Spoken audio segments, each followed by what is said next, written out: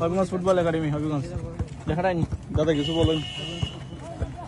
Habiganj football একাডেমির একটা বিশেষ আকর্ষণ সেটা হলো লোগো সহ জার্সি। এটা লোগোটা জার্সি এই মুক্তাদির করছে, তাকে আমি বলছিলাম মুক্তাদির তুমি একটা করো আমাদের ক্লাবের একটা ব্র্যান্ড, আর এটা হলো প্যান্ট, এটা হলো জার্সি।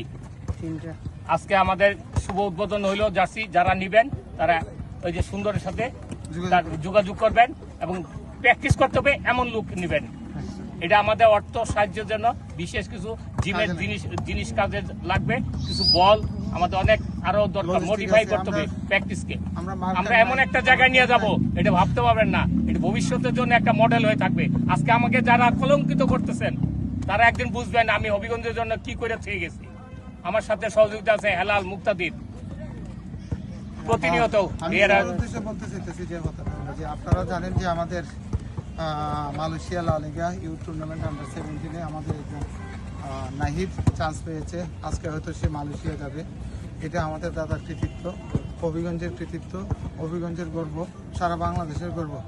এই প্লেয়ারটা যখন হবিগঞ্জ ফুটবল একাডেমির থেকে জয়েন করলো আন্তর্জাতিক পর্যায়ে খেলার জন্য, এর পুরোপুরি অবদান কিন্তু এই দাদার ব্যক্তিগত জীবনে কি করতেছেন না করতেছেন আমরা জানি না, তবে ফুটবলের জন্য উনি জীবন যৌবন সব শেষ করছে। এখন এই বৃদ্ধ বয়সে, বয়স 65, অথচ আমার থেকে ইয়াং লাগে এখনো। আমার দেখলে হয়তো দাদার চেয়ে বয়স বেশি লাগে। উনি কিন্তু আমার উস্তাদ, যারা দেখতেছেন তারা মনে রাখবেন উনি আমার উস্তাদ। ওনার মধ্যে দিয়ে আমরা খেলা শিখছি।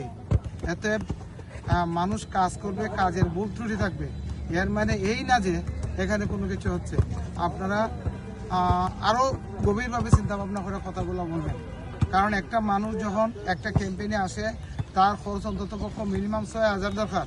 আপনারাই বলেন 3,500 টাকা দিয়ে, 3,500 টাকা দিয়ে ক্যাম্পেইনে টাকা, খাওয়া, কারেন্ট ভাড়া, ঘর ভাড়া, বুয়া বিল, হ্যাঁ সব বিল দিয়া আপনারা একটু চিন্তা ভাবনা করেন কিভাবে একটা প্লেয়ার ভালো মানের খাবার খেতে পারে।